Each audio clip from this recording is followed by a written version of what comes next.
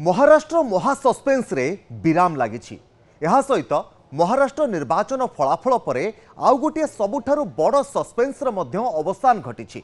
दीर्घ दिन पर्यंत महाराष्ट्र राजनीति रे एहाकु नहीं विभिन्न कल्पना जल्पना लगी रही जे महाराष्ट्र रे परवर्ती मुख्यमंत्री किए हेब, उपमुख्यमंत्री किए हेब, जड़े उपमुख्यमंत्री हेब ना दुई जण उपमुख्यमंत्री हेबे। किंतु पूर्व मुख्यमंत्री एकनाथ शिंदे को नहीं सबुठारु बड़ सस्पेन्स जहाँ लगी रही तार अवसान घटी जाइछि। तबे यह पूर्व महाराष्ट्र मुख्यमंत्री रही एकनाथ शिंदे उपमुख्यमंत्री भाव में शपथ नेबा परे एक बड़ टेंशन बीजेपी मुंडरू कटि जाइछि। यह आमे कहि परिबा कारण एकनाथ शिंदे कौन निष्पत्ति नेबे, तांको मनरे कौन चली, केउ पद पदवी पाई से आशावादी अछंती, तांको संतुष्ट करिबा पाई बीजेपी केउ फॉर्मूला अपनाइब ताहा मध्य गोटिए बड़ प्रश्न। आ एथि सहित बीजेपी सबुठारु बड़ समस्यार मध्य परिसमाप्ति घटी जाइछि। आमे कहि परिबा जे शरद पवार को परिवार राजनीतिक डोरी छिंडाई दे एनडीए सहित जितेबाला सामिल होते अजित पवार एवं उपमुख्यमंत्री भाव में जितेबाला से शपथ नहीं सेतेबाला अजित पवार को संतुष्ट करने किछि ना किछि भितरिया कार्य भी चली। किंतु सबुठारु गुरुत्वपूर्ण कथा हेउछि एकनाथ शिंदे को संतुष्ट करबा।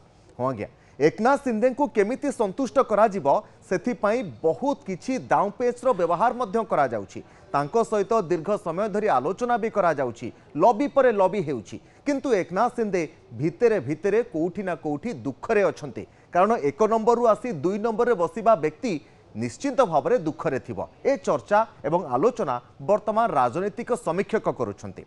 महाराष्ट्र राजनीतिर बड़ चेहरा षष्ठ थर पर उपमुख्यमंत्री होइछंती, किंतु एबे भी एक प्रश्न कुहुलुछि जे केते खुशी अछंती एकनाथ शिंदे। ए प्रश्न उठिबार कारण हेउछि कारण एक नंबर रु दुई नंबर को एबे आसीबा परे दुई नंबर पदरे रहिबी केउ मंत्री पद चाहुछंती। हाँ आज्ञा, आगो को मंत्रिमंडल काहाकू दियाजिबो केउ विभाग ताकू नै एबे सस्पेंस लागी रहिछि। महाराष्ट्र रे मुख्यमंत्री उपमुख्यमंत्री तो चयन होई गले, फडणवीस मुख्यमंत्री, एकनाथ शिंदे एवं अजित पवार उपमुख्यमंत्री भाव में दायित्व नहीं। किंतु आगो को केउ मंत्री बा केउ विभाग काहाकू दियाजिबो सुनिबाकू मिलुछि बा चर्चा आलोचना हेउछि जे एकनाथ शिंदे विलंबरे हेले मध्य तांको पाखरे गृह विभाग रहू बोली दाबी कुआडे करूछंती। ए कथा चर्चा आलोचना हेउछि। तेणु बड़ पावरफुल विभाग पाखरे रहिले एकनाथ शिंदे निश्चिंत भाव में खुशी हेबे बोली कहा जाउछि। आ सबुठारु बड़ प्रश्न हैला आगो को गठन हेब मंत्रिमंडल एवं मंत्रिमंडल गठन हेबा बेलकू काहाकू केउ मंत्री पद मिलिबो, केउ विभाग पाई केउ माने सबु लॉबी करूछंती एवं सबुठारु सर्वाग्रे रहिछंती एकनाथ शिंदेकर लॉबी कथा। कारण एकनाथ शिंदे बड़ पदवी पाई दाबीदार अछंती। कारण एक नंबर रु आसी दुई नंबर जितेबाला होइछंती तांको मन भितरे दुख एवं कष्ट रहिछि।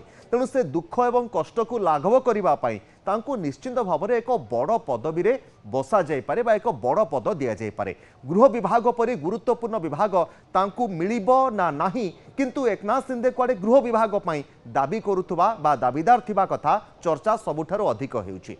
काहेकि दरकार बड़ पद, काहेकि दरकार बड़ विभाग, ए प्रश्न सबुठारु आगे रहुछि। कारण बड़ विभाग एवं बड़ पद रहिले दबदबा मध्य सेहि भଳି रहिबो। कारण मुख्यमंत्री तो होई पारले नाही, उपमुख्यमंत्री रे संतुष्ट हेले, तांकू बहुत दिन धरी बुझासुझा करिबा परे 4 रु 5 दिन लागी गला एकनाथ शिंदे को बुझाइबा पाई। अब ये 4 रु 5 दिन भितरे बहुत कथा एवं बहुत लॉबी होइतिबो, बहुत आलोचना होइतिबो, केउ विभाग कहा पाखरे रहिबो, एकनाथ शिंदे को केमिति संतुष्ट करा जिवो, तांको मन भितरे जो दुख रहिछि से दुख को केमिति लाघव करा जिवो, केमिति शिंदे खुशी हेबे। आ शिंदे को नहीं बड़ विभाग तांकर मानभंजन किभଳି कराजिबो देई बड़ विभाग से नहीं मध्य कल्पना जल्पना करा जाउछि। कारण शिंदे रागिले किछि भी होई पारे। तेणु नंबर 1 रु नंबर 2 को आसीथिबा शिंदे किभଳି संतुष्ट हेबे ताहा आगो को देखिबाकू बाकी रहिला। कारण शिंदे खुशी हेले तांकर गोष्ठी एवं तांकू सपोर्ट करुथबा एमएलए मध्य आगो को शिंदेकर सपोर्ट रे ही रहिबे। कारण शिंदे को खुशी करिबा पाई आगो को बीजेपी केउ स्ट्राटेजी अपनाउछि, तांकू केउ विभाग दिया जाउछि एवं मंत्रिमंडल रे क्या केउ विभाग केउ केउ लोकंक पाखरे रहुछि, फडणवीस निज पाखरे केउ विभाग रखुछंती। कारण अधिकांश राज्य रे मुख्यमंत्री मानक आमे देखिचे जे सबुठारु पावरफुल विभाग गुड़िक मुख्यमंत्री पाखरे ही रही थाए।